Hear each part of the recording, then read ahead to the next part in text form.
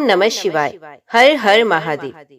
नारद जी कहते हैं, अर्जुन, तदंतर मैं ही सागर संगम में जब मैंने स्थान की स्थापना कर ली, तब कालांतर में मन ही मन विचार किया कि ये तीर्थ भगवान वासुदेव के बिना शोभा नहीं पा रहा है। ठीक उसी तरह जैसे बिना सूर्य के संसार सुशोभित नहीं होता, भगवान विष्णु भूषण के भी भूषण हैं। जिस तीर्थ में, जिस घर में, जिस हृदय में तथा जिस शास्त्र में मेरे स्वामी भगवान विष्णु नहीं है, वे सब असत्य है। इसलिए वरदायक भगवान पुरुषोत्तम को प्रसन्न करके संपूर्ण विश्व पर अनुग्रह करने की कामना से इस तीर्थ में उन्हें साक्षात कला सहित ले आऊंगा। ऐसा विचार कर मैं वहीं ठहर गया और ज्ञान योग के द्वारा योगीश्वर श्री हरि को संतुष्ट करने के लिए 100 वर्षों तक आराधना करता रहा। संपूर्ण इंद्रियों को अपने वश में करके वासुदेवमय होकर सब प्राणियों पर कृपा रखते हुए अष्टाक्षर मंत्र के जप में लगा रहा। इस प्रकार मेरे आराधना करने पर गरुड़ पर बैठे हुए भगवान श्री हरि ने कोटि कोटि गणों के साथ आकर मुझे प्रत्यक्ष दर्शन दिया। तब मैंने श्री हरि को विधि पूर्वक अर्घ्य दिया, प्रणाम करके दोनों हाथ जोड़े और कहा, हे प्रभु, पूर्व काल में श्वेतदीप नामक धाम में मैंने आपके अजन्मा सनातन नर नारायण स्वरूप का दर्शन किया है। जनार्दन, उसी रूप की एक कला यहाँ स्थापित कीजिए। भगवान, यदि आप प्रसन्न हैं तो मेरी यही प्रार्थना स्वीकार करें। मेरे इस प्रकार प्रार्थना करने पर भगवान गरुड़ ध्वज ने कहा, ब्रह्मपुत्र नारद, तुम्हारे हृदय में जिस आकांक्षा का उदय हुआ है ये उसी रूप में पूर्ण हो। मुझे इस तीर्थ में सदैव निवास करना है। यूँ कहकर श्री विष्णु प्रतिमा में अपने कला स्थापित करके भगवान विष्णु जब चले गए, तब मैंने संपूर्ण विश्व पर अनुग्रह करने की इच्छा से उनके श्री अर्चा विग्रह की स्थापना की। यथा साक्षात श्वेत दीप निवासी श्री हरि यहाँ विराजमान है, जो कि सबसे वृद्ध हैं। अथ वे इस तीर्थ में वृद्ध वासुदेव के नाम से विख्यात हुए हैं। कार्तिक मास के शुक्ल पक्ष में जो कल्याणमयी एकादशी आती है, उस दिन झरने अथवा नदी आदि के जल में विधि पूर्वक स्नान करके जो पुरुष पंचोपचार द्वारा भक्ति भाव से श्रीहरि का पूजन करता है तथा उपवास और जागरण करते हुए श्रीहरि के आगे संगीत एवं वाद्य का आयोजन करता है अथवा दंभ और क्रोध त्याग कर श्री विष्णु की महिमा एवं लीला की कथा कहता है तथा मन और इंद्रियों को वश में रखते हुए प्रसन्नचित्त होकर यथाशक्ति दान देता है, ये ब्रह्म हत्यारा क्यों न हो, अनेक जन्मों की समस्त पाप राशि से मुक्त हो जाता है। इसके सिवा वे अंत में गरुड़ संबंधी विमान के द्वारा साक्षात वैकुंठ धाम को प्राप्त होता है।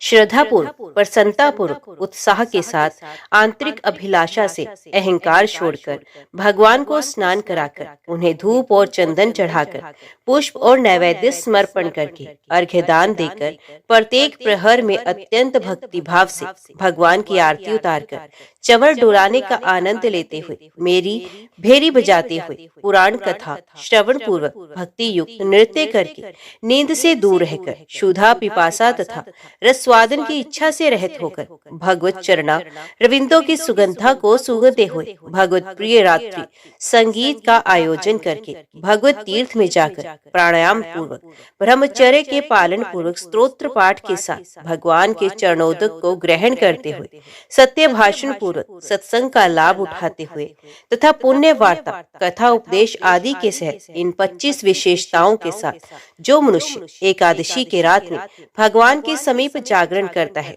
वे फिर इस भूमि में जन्म नहीं लेता। पूर्व काल की बात है, इस श्रेष्ठ तीर्थ में एक ऐत्रेय नामक ब्राह्मण रहते थे।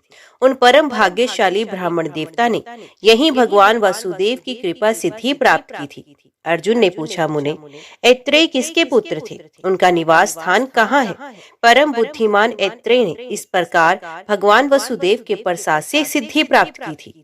नारद जी ने कहा, कुंती नंदन, यही मेरे द्वारा स्थापित स्थान में जो हारित मुनि रहते हैं, उन्हीं के वंश में एक श्रेष्ठ ब्राह्मण उत्पन्न हुए जो मांडूक की नाम से विख्यात थे। वे वेद वेदांगों के पारंगत पंडित थे। उनके इत्रा नाम वाली पत्नी थी जो नारी के समस्त सद्गुणों से सुशोभित थी। उसके गर्भ से जो पुत्र हुआ उसका नाम ऐत्रेय था। ऐत्रेय बाल्यावस्था से ही निरंतर ओम नमो भगवते वासुदेवाय का जप किया करता था। उसे पूर्व जन्म में ही इस मंत्र की शिक्षा मिली थी। वे ना तो किसी की बात सुनता था, न स्वयं कुछ बोलता था और ना ही अध्ययन करता था। इससे सबको निश्चय हो गया कि यह बालक गूंगा है। पिता ने अनेकों उपायों से उसको समझाया, बोध कराया, परंतु उसने लौकिक व्यवहार में कभी मन नहीं लगाया। ये देख पिता ने भी यही निश्चय कर लिया कि ये सर्वथा जड़ है। तब उन्होंने पिंगा नाम वाली दूसरी स्त्री से विवाह किया और उससे 4 पुत्र उत्पन्न किए, जो वेद वेदांगों के विद्वान हुए। ऐत्रेय भी प्रतिदिन तीनों समय भगवान वासुदेव के मंदिर में जाकर उस उत्तम मंत्र का जप करने लगा। वे दूसरे किसी कार्य में परिश्रम नहीं करते थे। एक दिन उनकी माता इत्रा अपनी सोत के पुत्रों की योग्यता देखकर संतप्त चित्त हो अपने पुत्र से बोले, अरे तू तो मुझे क्लेश देने के लिए ही पैदा हुआ है। मेरे मरण, मेरे जन्म और जीवन धिक्कार है। संसार में उस नारी का जन्म निश्चय ही व्यर्थ है जो पति के द्वारा तिरस्कृत हो जाती है, जिसका पुत्र गुणवान ना हो। वत्स, मैं बड़ी खोटे भाग्य वाली हूँ, अतः महिसागर संगम में डूब मरूंगी। मेरा मर जाना ही अच्छा है। जीवित रहने में मुझे क्या लाभ है। मेरे मर जाने पर तू भी भगवान का महामोनी भक्त होकर दीर्घ काल तक आनंद भोगना। नारद जी कहते हैं, माता की ये बात सुनकर ऐत्रेय ठठाकर हंस पड़े। वे बड़े धर्मज्ञ थे। उन्होंने 2 घड़ी भगवान का ध्यान करके माता के चरणों में प्रणाम किया और कहा, माँ, तुम झूठे मोह में पड़ी हुई हो, अज्ञान को ही ज्ञान मान बैठी हो। शुभे, जो शोचनीय नहीं है उसी के लिए तुम शोक करती हो, और जो वास्तव में शोचनीय है उसके लिए तुम्हारे मन में तनिक भी शोक नहीं होता। ये संसार मिथ्या है, इसमें तुम इस शरीर के लिए क्यों चिंतित एवं मोहित हो रही हो। ये तो मूर्खों का काम है। तुम जैसी विदुषी स्त्रियों के ये शोभा नहीं देता। संसार में सारतत्व तो कुछ और ही है, किंतु अज्ञान से मोहित मनुष्य किसी और ही असार वस्तु को सार समझती हैं। तुम इस मानव शरीर को यदि सार मानती हो तो लो, इसकी असारता सुनो। ये जो मानव शरीर है, ये गर्भ से लेकर मृत्यु पर्यंत सदा अत्यंत कष्टप्रद है। ये शरीर एक प्रकार का घर है, हड्डियों का समूह ही इसके भार को संभालने वाला खंबा है। नाड़ी जाल रूपी रस्सियों से ही इसे बांधा गया है। रक्त और मांस रूपी मिट्टी से इसको लीपा गया है। विष्ठा और मूत्र रूपी द्रव्यों के संग्रह का ये पात्र है। केश और रोम रूपी तृणा से इसको छाया गया है। सुंदर रंग की त्वचा से इसके ऊपर रंग किया गया है। मुख ही इसका प्रधान द्वार है। 2 आंख, 2 कान और 2 नाक के छिद्र, यही 6 इसकी खिड़कियां हैं। दोनों ओष्ठ ही इसके द्वार को ढकने वाले किवाड़ है। दांत ही अगला किवाड़ है। नाड़ी और पसीने ही नाली और जल प्रवाह है। ये सदा काल की मुखाग्नि में स्थित है। ऐसे इस देह रूपी गेह में जीव नाम वाला गृहस्थ निवास करता है। इस घर में त्रिगुणमयी प्रकृति ही उसकी पत्नी है तथा क्रोध, अहंकार, काम, ईर्ष्या और लोभ आदि ही उक्त गृहस्थ की संतान है। हाय, कितने कष्ट की बात है कि जीव इस देह गेह की मोह माया से मूढ़ होकर तदनुकूल बर्ताव करता है। उसका जिस जिस विषय में जैसे मोह होता है वे सब बताता हूँ, सुनो। जैसे पर्वत से झरने गिरते रहते हैं, उसी प्रकार शरीर से भी कफ और मूत्र आदि बहते रहते हैं। उसी देह के लिए जीव मोहित होता है। विष्ठा और मूत्र से भरे हुए चरम पात्र की भांति ये शरीर समस्त अपवित्र वस्तुओं का भंडार है और उसका एक प्रदेश, एक अंश भी पवित्र नहीं है। अपने शरीर से निकले हुए मलमूत्र आदि के जो प्रवाह है, उनका स्पर्श हो जाने पर मिट्टी और जल से हाथ शुद्ध किया जाता है। तथापि उन्हीं अपवित्र वस्तुओं के भंडार रूप इस देह से ना जाने क्यों मनुष्य को वैराग्य नहीं होता। सुगंधित तेल और जल आदि के द्वारा यत्न पूर्वक भली भांति संस्कार सफाई करने पर भी ये शरीर अपने स्वाभाविक अपवित्रता को नहीं छोड़ता। ठीक उसी तरह जैसे कुत्ते की टेढ़ी पूंछ को कितना ही सीधा किया जाए, वे अपना टेढ़ापन नहीं छोड़ती। अपनी देह की अपवित्र गंध से जो मनुष्य विरक्त नहीं होता, उसे वैराग्य के लिए अन्य किसी साधन का उपदेश दिया जाए। दुर्गंध तथा मलमूत्र के लेप को दूर करने के लिए ही शारीरिक शुद्धि का विधान किया गया है। इन दोनों गंध और लेप का निवारण हो जाने के पश्चात आंतरिक भाव की शुद्धि होने से मनुष्य शुद्ध होता है। भाव बुद्धि ही सबसे बढ़कर पवित्रता है, वही सब कर्मों में प्रमाणभूत है। आलिंगन पत्नी का भी किया जाता है और पुत्री का भी, परंतु दोनों में भाव का महान अंतर है। प्यारी पत्नी का आलिंगन किसी और भाव से किया जाता है एवं पुत्री का दूसरे भाव से। एक ही स्त्री के स्तनों को पुत्र दूसरे भाव से स्मरण करता है और पति दूसरे भाव से। अतः अपने चित्त को ही शुद्ध करना चाहिए। बाहरी शुद्धि के दूसरे साधनों से क्या लेना है। भाव दृष्टि से जिसका अंतकरण अत्यंत शुद्ध है, वे स्वर्ग और मोक्ष को भी प्राप्त कर लेता है। ज्ञान रूपी निर्मल जल तथा वैराग्य रूपी मृत्तिका से ही पुरुष के अविद्या एवं राग में मलमूत्र के लेप और दुर्गंध का शोधन होता है। इस प्रकार इस शरीर को स्वभावत अशुद्ध माना गया है। जैसे केले के वृक्ष में केवल वल्कल ही सार है, उसी प्रकार इस देह में केवल त्वचा मात्र ही सार है। वास्तव में तो ये सर्वथा निसार है। जो बुद्धिमान अपने शरीर को इस प्रकार दोष युक्त जानकर उदासीन हो जाता है, उसकी ओर से अनुराग शिथिल कर लेता है, वही संसार बंधन से छूटकर निकल पाता है। किंतु जो दृढ़ता पूर्वक इस शरीर को पकड़े हुए रहता है, इसका मोह नहीं छोड़ता, वे संसार में ही पड़ा रह जाता है। इस प्रकार ये मानव जन्म लोगों के अज्ञान दोष से तथा नाना कर्मवशात दुख स्वरूप और महान कष्टप्रद बताया गया है। जैसे बड़े भारी पर्वत से दबा हुआ कोई प्राणी बड़े कष्ट से पीड़ित रहता है, उसी प्रकार गर्भ की झिल्ली में बंधा हुआ मनुष्य महान कष्ट से वहां ठहर पाता है। जैसे समुद्र में गिरा हुआ कोई मनुष्य अत्यंत व्याकुल होकर बड़े भारी दुख से घिर जाता है, उसी प्रकार गर्भगत जल से भीगे हुए अंगों वाला गर्भस्थ शिशु अत्यंत व्याकुल रहता है। जैसे किसी को लोहे के घड़े में रखकर आग से पकाया जाता है, वैसे ही गर्भ रूपी घट में डाला हुआ जीव जठ रानल की आंच से पकता रहता है।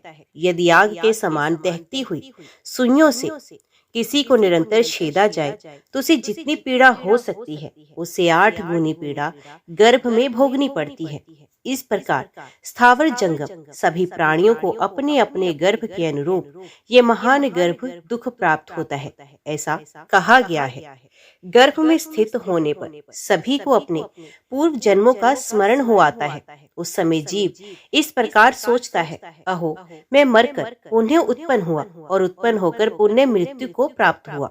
जन्म ले लेकर मैंने सहस्रों योनियों का दर्शन किया है। इस समय जन्म धारण करते ही मेरे पूर्व संस्कार जाग उठे हैं, अतः अब मैं ऐसे कल्याणकारी साधन का अनुष्ठान करूंगा जिससे पुनः मेरा गर्भवास ना हो।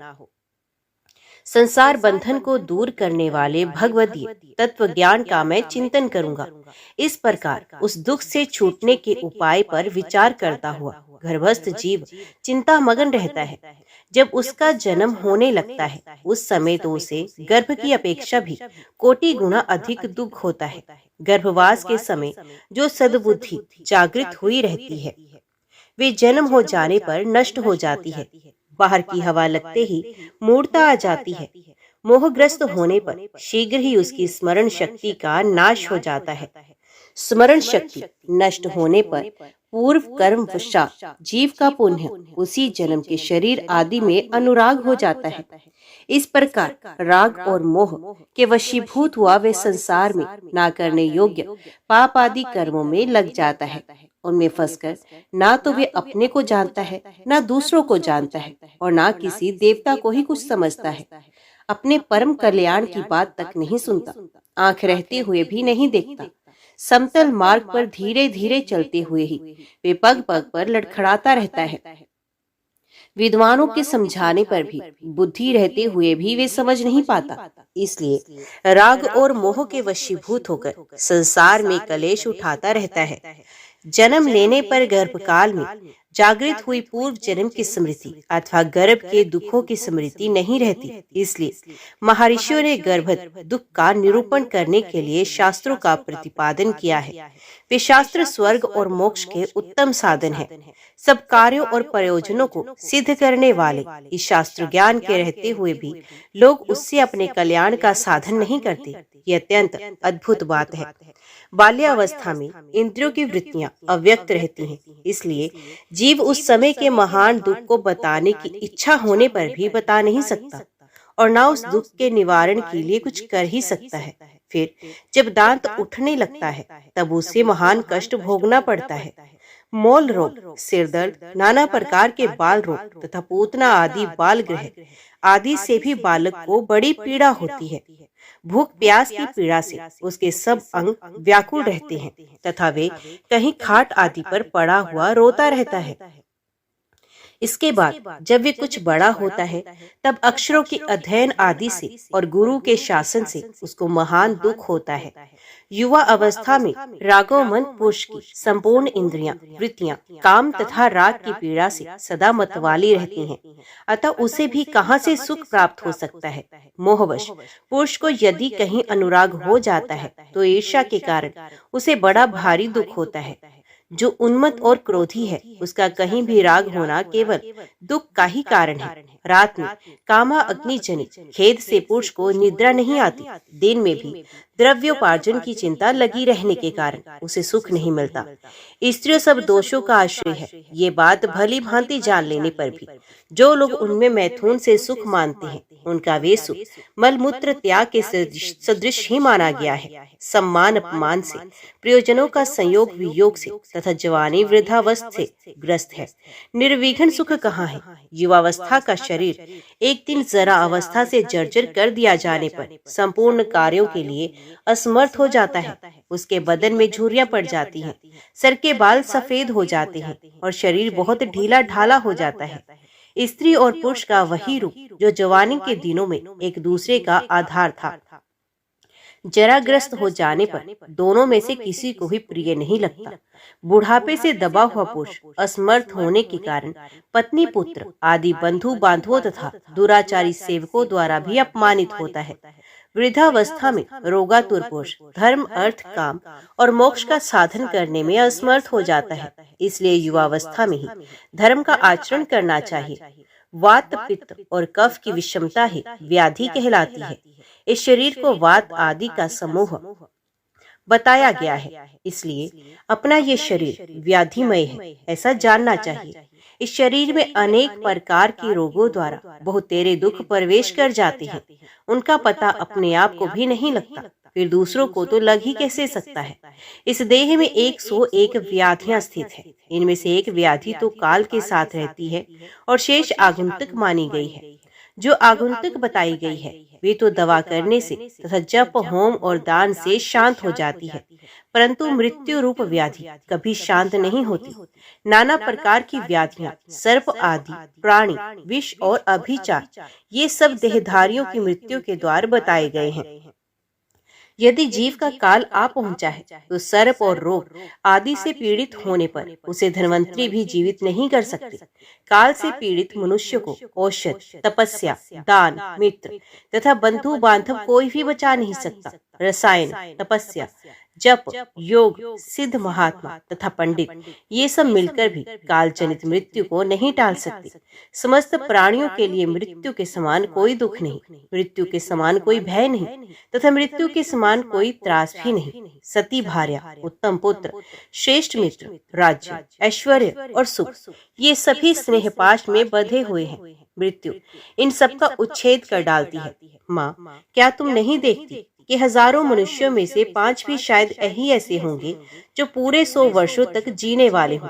कोई कोई 80 वर्ष और 70 वर्ष की अवस्था में मरते हैं। प्राय 60 वर्ष तक की ही लोगों की परमायु हो गई है, किंतु वे भी सबके लिए निश्चित नहीं। जिस देहधारी को अपने पूर्व कर्मानुसार जितनी आयु प्राप्त होती है उसका आधा भाग तो मृत्यु रूपिणी रात्रि हर लेती है।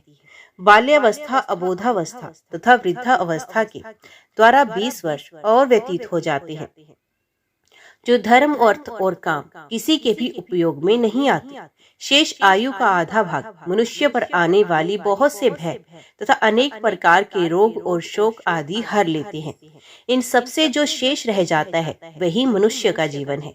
इस जीवन की समाप्ति होने पर मनुष्य अत्यंत भयंकर मृत्यु को प्राप्त होता है। मृत्यु के बाद वे पुनः करोड़ों योनियों में जन्म ग्रहण करता है।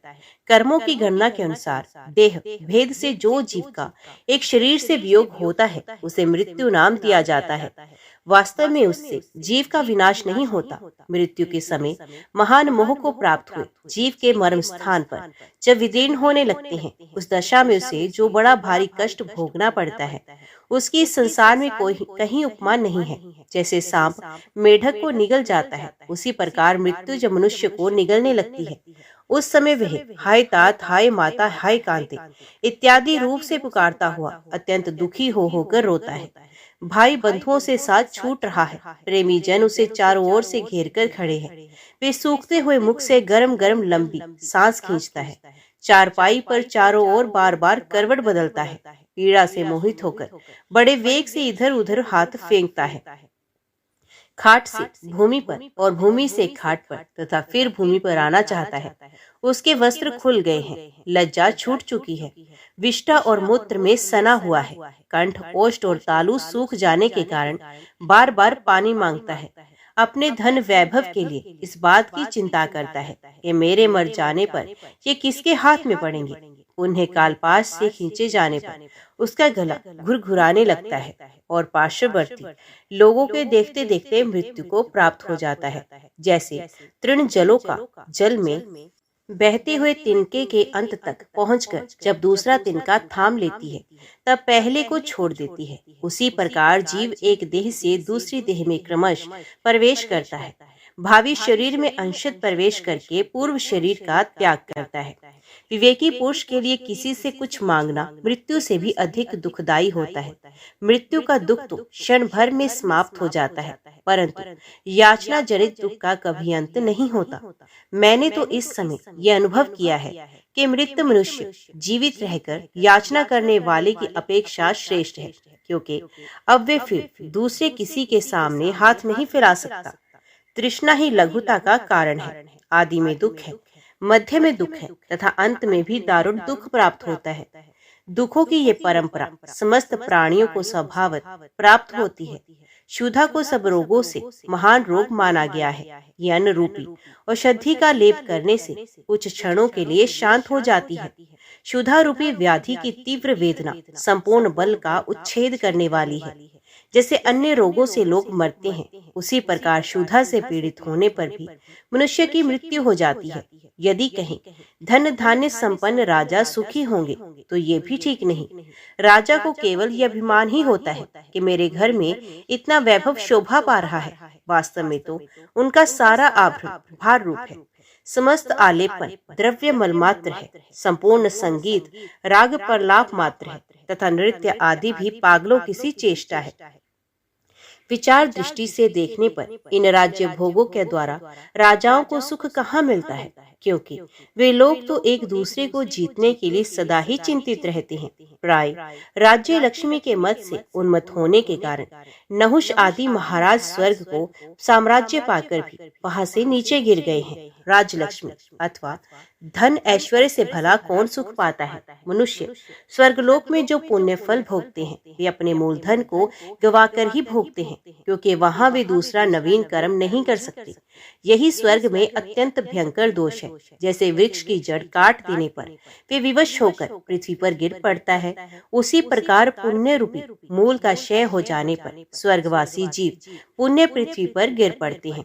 इस तरह विचार पूर्वक देखा जाए तो स्वर्ग में भी देवताओं को कोई सुख नहीं है।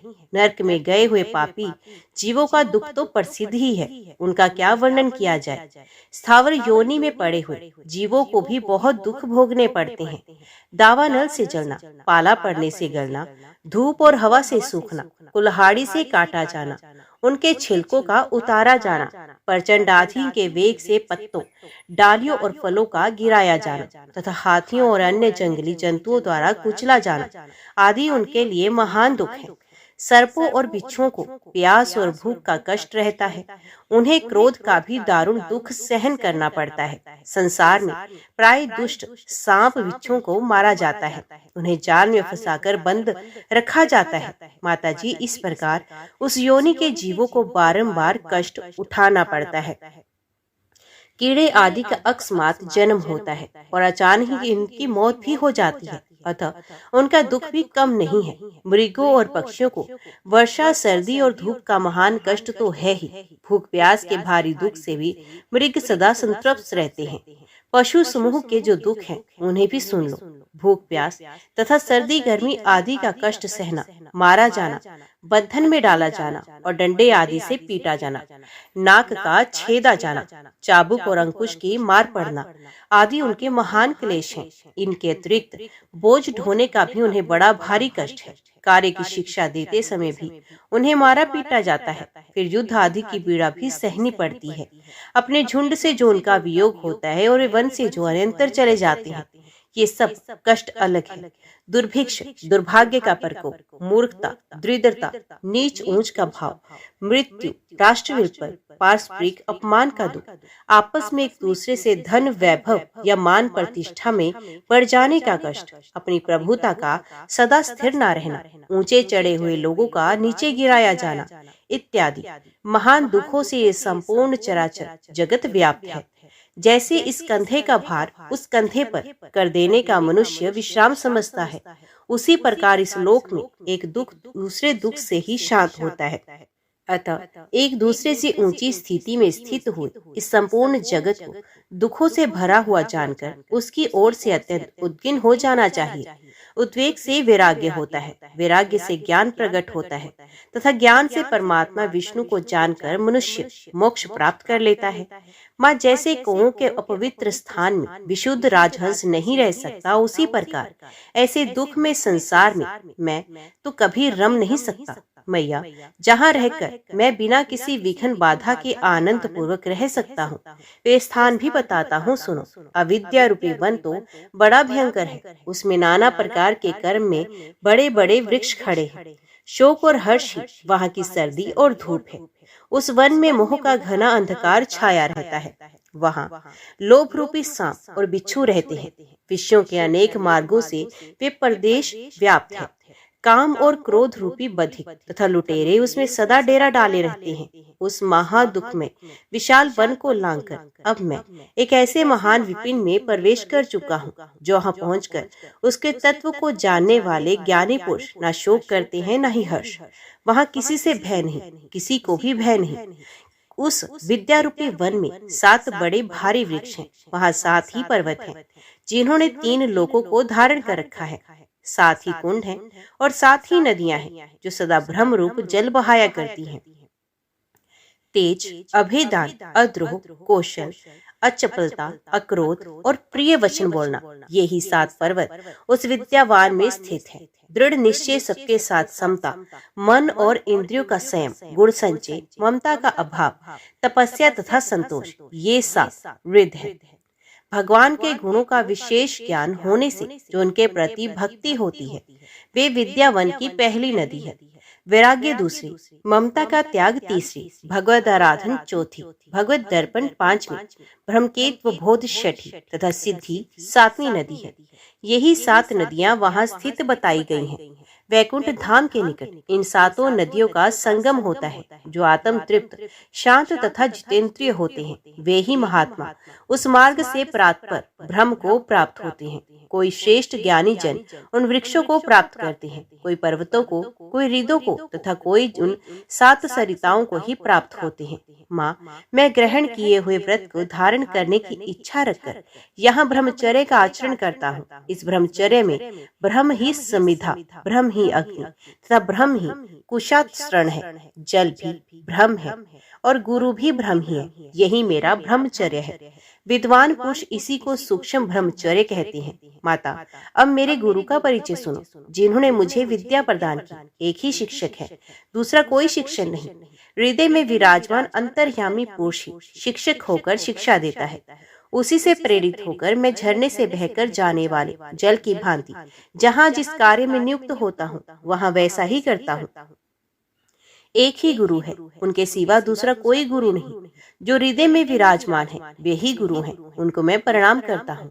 उन्हीं गुरु स्वरूप भगवान मुकुंद की अवहेलना करके संपूर्ण दानव पराभव को प्राप्त हुए हैं। एक ही बंधु है, उसके सिवा दूसरा कोई बंधु नहीं।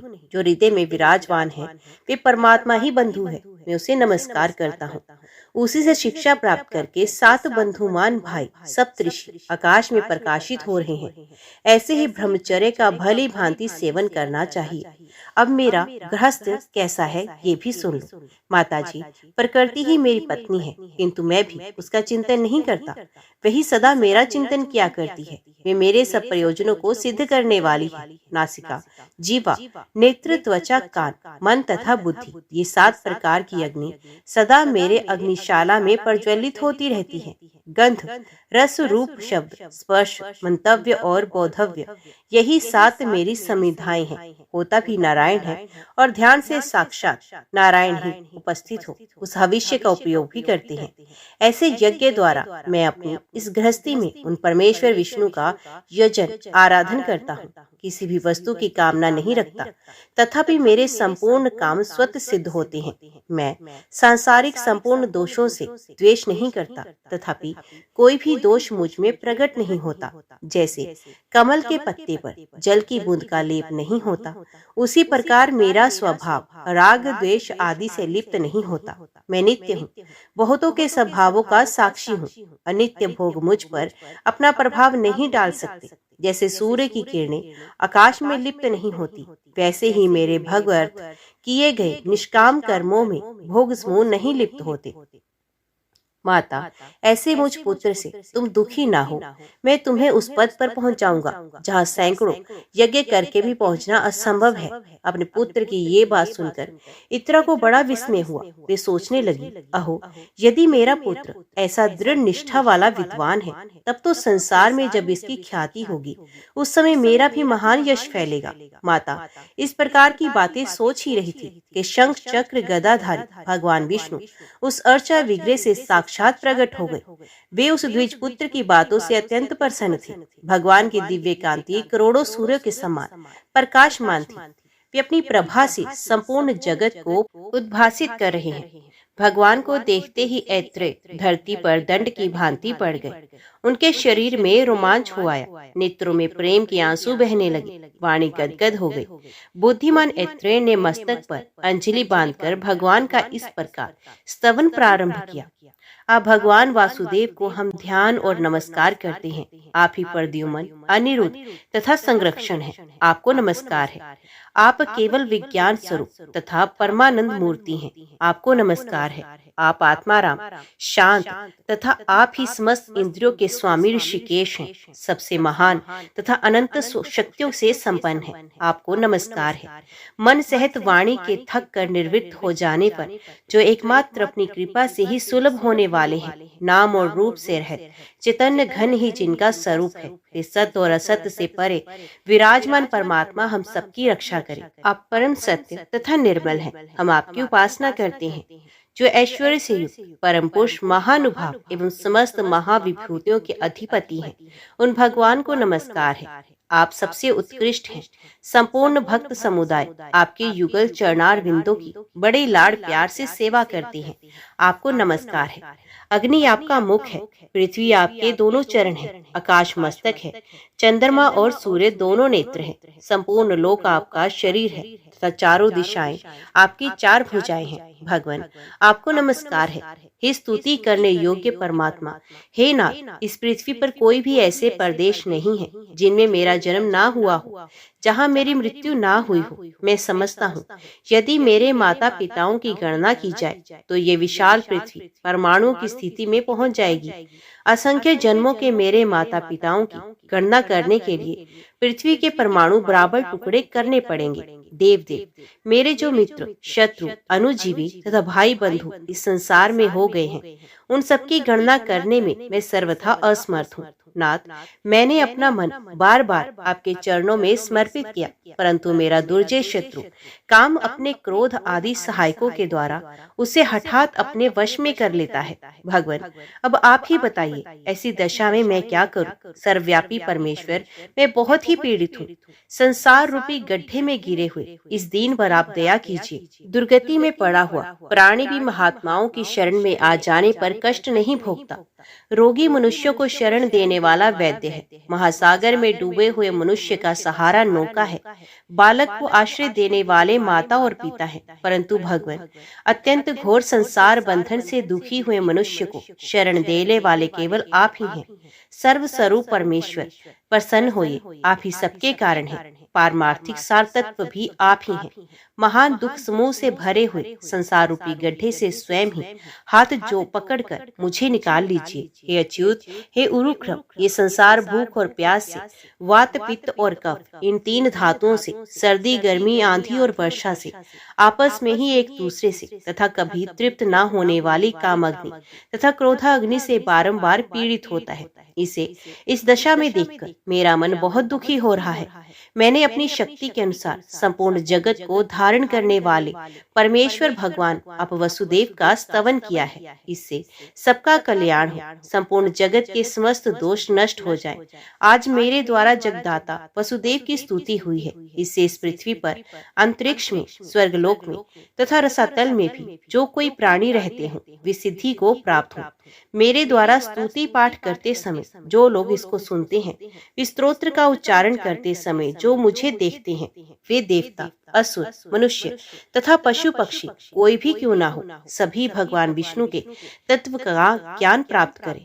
इनके सिवा जो गूंगे तथा अन्यान्य इंद्रियों से रहित हैं, जो देख सुन नहीं सकते हैं, तथा पशु पक्षी कीड़े मकोड़े आदि भी आज भगवत ज्ञान के भागी हो जाए, संसार में दुखों का नाश हो जाए, समस्त प्रजा के हृदय से लोभ आदि दोष समुदाय निकल जाए, अपने में, अपने भाई और पुत्र में जैसा प्रेम और आत्मीयता का भाव होता है, सब लोगों का सबके प्रति वैसा ही भाव हो जाए। जो संसार रूपी रोग के चिकित्सक, संपूर्ण दोषों के निवारण में चतुर तथा परमानंद की प्राप्ति के हेतुभूत है, वे भगवान विष्णु सबके हृदय में विराजमान हो, और ऐसा होने से सब लोगों के संसार बंधन शिथिल हो जाए। संपूर्ण विश्व को धारण करने वाले भगवान वसुदेव का स्मरण करने पर मन, वाणी और शरीर द्वारा आश्रित मेरे समस्त पाप नष्ट हो जाए। हे वसुदेव, ऐसा उच्चारण करने पर अथवा भगवान विष्णु के भक्त की महिमा का कीर्तन करने पर अथवा श्री हरि का स्मरण करने पर समस्त पापों का नाश हो जाता है। यदि ये सत्य है तो सत्य के प्रभाव से मेरा पाप नष्ट हो सकता है। अखिलेश्वर, आपके चरणों में पड़े हुए मुझ सेवक पर आप ये सोचकर कृपा कीजिए कि ये बेचारा मूढ़ है, कुछ जानता नहीं, इसकी बुद्धि बहुत थोड़ी है, इसके द्वारा उद्यम भी बहुत कम हो पाता है, विश्व में इसका मन सदा कलेश में ही पड़ा रहता है, इसलिए वे मुझ में नहीं लग पाता। देव, आपकी स्तुति करने में ब्रह्मा जी भी समर्थ नहीं। भगवान, आप प्रसन्न होइए। हे विष्णु, आप बड़े दयालु हैं, मुझ अनाथ पर कृपा कीजिए। हे अनंत, हे पापहारी हरि, आप पुरुषोत्तम है, संसार सागर में डूबे हुए मुझ दीन का उद्धार कीजिए। अर्जुन, ऐत्रेय की इस प्रकार स्तुति करने पर विशालकाय भगवान वसुदेव ने आनंद मगन होकर कहा, वत्स ऐत्रेय, मैं तुम्हारी भक्ति से और इस स्तुति से बहुत प्रसन्न हूँ। तुम मुझसे कोई मनोवांछित एवं दुर्लभ वर मांगो। ऐत्रेय ने कहा, नाथ, हरे, मेरा अभीष्ट वर तो यही है कि घोर संसार सागर में डूबते हुए मुझ असहाय के लिए अब कर्णधार हो जाए। भगवान वासुदेव बोले, हे वत्स, तुम तो संसार सागर से मुक्त ही हो, जो सदा स्तोत्र से गुप्त क्षेत्र में स्थित हुए मुझ वासुदेव का स्तवन करेगा, उसके संपूर्ण पापों का नाश हो जाएगा, अतः ये अघनाशन नाम से विख्यात होगा। जो एकादशी को उपवास करके मेरे आगे स्तोत्र का पाठ करेगा, वे शुद्ध चित्त होकर मेरे परम धाम को प्राप्त होगा। जैसे सब क्षेत्रों में ये गुप्त क्षेत्र मुझे अधिक प्रिय है, उसी प्रकार सब स्तोत्रों में ये स्तोत्र मुझे विशेष प्रिय है। जिन प्राणियों के उद्देश्य से महात्मा पुरुष स्तोत्र का जप करते हैं, वे सब प्राणी मेरी कृपा से शांति, ऐश्वर्य तथा उत्तम बुद्धि प्राप्त करेंगे। बेटा, तुम श्रद्धा पूर्वक वैदिक धर्मों का आचरण करो, उन्हें निष्काम भाव से मुझे समर्पित कर देने पर उनके द्वारा तुम्हें बंधन नहीं प्राप्त होगा। पत्नी का पाणी ग्रहण करके तुम यज्ञ द्वारा भगवान की आराधना करो और अपनी माता की प्रसन्नता बढ़ाओ। मुझ में तीव्र ध्यान करने से निस्संदेह तुम मुझे ही प्राप्त होगे। बुद्धि, मन, अहंकार, 5 ज्ञान इंद्रियां और 5 कर्म इंद्रियां, ये 13 ग्रह हैं। बोध, द्रव्य, मंतव्य, शब्द, स्पर्श, रूप, रस, गंध, वचन, आदान, कर्म, गगन, गमन, मलोत्सर्ग और रतिजनित आनंद ये 13 महाग्रह हैं। बेटा, अपने बुद्धि आदि शुद्धि आसक्ति शून्य ग्रहों के द्वारा मेरा ध्यान करते हुए पूर्वोक्त महाग्रहों को शुद्ध रूप में ग्रहण करो, भगवत प्रसाद मानकर स्वीकार करो। ऐसा करने से तुम मोक्ष प्राप्त कर लोगे। वीर, इस प्रकार भगवत दर्पण बुद्धि से कर्म करने पर तुम नैष्कर्म्य भाव को प्राप्त करोगे। ठीक उसी तरह जैसे चतुर स्वर्ण का रस संबंधी तांबे को स्वर्ण के रूप में उपलब्ध करता है, वर्णाश्रमोचित आचार वाला पुरुष भी यदि अपने सब कर्म मुझे समर्पित करके स्वयं मेरे ध्यान में संलग्न हो जाता है तो उसे भी यहाँ मोक्ष दुर्लभ नहीं है। इसलिए मेरे बताए हुए अनुसार बर्ताव करते हुए नियम परायण होकर तुम आनंद पूर्वक रहो। अपनी 7 पीढ़ियों तक का उद्धार करके फिर मुझ में लीन हो जाओगे। यद्यपि वेदों का अध्ययन तुमने नहीं किया है तो भी संपूर्ण वेद तुम्हारी बुद्धि में स्वयं प्रतिभासित हो जाएंगे। अब यहाँ से कोटि तीर्थ में जहाँ हरिमेधा का यज्ञ हो रहा है वहाँ जाओ। वहाँ तुम्हारी माता का संपूर्ण मनोरथ सफल होगा। क्यों कहकर भगवान विष्णु पुण्य वासुदेव विग्रह में ही प्रवेश कर गए। उस समय ऐत्रेय की माता और ऐत्रेय दोनों एकटक दृष्टि से भगवान की ओर ही देख रहे थे। तत्पश्चात वासुदेव विग्रह को नमस्कार करके विस्मय और आनंद में निमग्न हुए। ऐत्रेय ने अपनी माता से कहा, माँ, मैं पूर्व जन्म में शूद्र था। एक दिन सांसारिक दोषों से भयभीत होकर एक धर्मनिष्ठ ब्राह्मण की शरण में गया। वे बड़े दयालु थे। उन्होंने मुझे ओम नमो भगवते वासुदेवाय नमः मंत्र का उपदेश किया और कहा, सदा इस मंत्र का जप किया करो। उनकी इस आज्ञा के अनुसार मैं निरंतर उस मंत्र का जप करने लगा। उस जप के प्रभाव से तुम्हारे गर्भ से मेरा जन्म हुआ। मुझे पूर्व जन्म की स्मृति हुई। भगवान विष्णु के प्रति मेरे मन में भक्ति का उदय हुआ और इस तीर्थ में सर्वदा निवास करने का सौभाग्य प्राप्त हुआ। माता से ऐसा कहकर ऐत्रेय ने यज्ञ में गए और वहां ये श्लोक बोले, जिनकी बुद्धि कहीं कुंठित नहीं होती तथा जिनकी माया से मोहित होकर हम लोग कर्मों के समुद्र में भटक रहे हैं, उन भगवान विष्णु को नमस्कार है। इस श्लोक का आशय बहुत गंभीर है। हरि मेधा आदि ब्राह्मणों ने जब इसे सुना तब आसन और पूजा आदि के द्वारा ऐत्रेय का बहुत सत्कार किया। तत्पश्चात ऐत्रेय ने अपनी विद्या से उन वेदार्थ निपुण ब्राह्मणों को संतुष्ट किया। फिर सब ने उन्हें दक्षिणा दी। हरि मेधा ने ऐत्रेय को अपनी पुत्री भी दे दी। धन और पत्नी को ग्रहण करके ऐत्रेय अपने घर आए। उन्होंने माता को आनंदित किया और अनेकों निर्मल पुत्रों को जन्म दिया। ऐत्रेय सदा द्वादशी व्रत का पालन करते रहे। वे अनेक यज्ञों द्वारा भगवान का यजन करके निरंतर वसुदेव का ध्यान किया करते थे। इससे देह त्याग के पश्चात उन्होंने मोक्ष प्राप्त किया। अर्जुन, ऐसी महिमा वाले भगवान वसुदेव यहाँ स्वयं विराजमान है। जो इनकी पूजा अर्चना और स्तुति करता है उसका सब पुण्य अक्षय माना गया है। जय श्री राधे कृष्ण। ओम नमो भगवते वासुदेवाय नमः। आज की वीडियो में इतना ही। उम्मीद करती हूँ वीडियो आपको पसंद आई होगी। वीडियो पसंद आई हो तो वीडियो को लाइक और चैनल को सब्सक्राइब जरूर कीजिएगा। जय श्री हरि लिखकर कमेंट बॉक्स में अपनी हाजिरी और अपने सुझाव देना ना भूलिएगा। तो मिलते हैं अगली कथा अगली वीडियो के साथ। तब तक के लिए देखते व सुनते रहिए। जय मां कंजय, जय माता दी।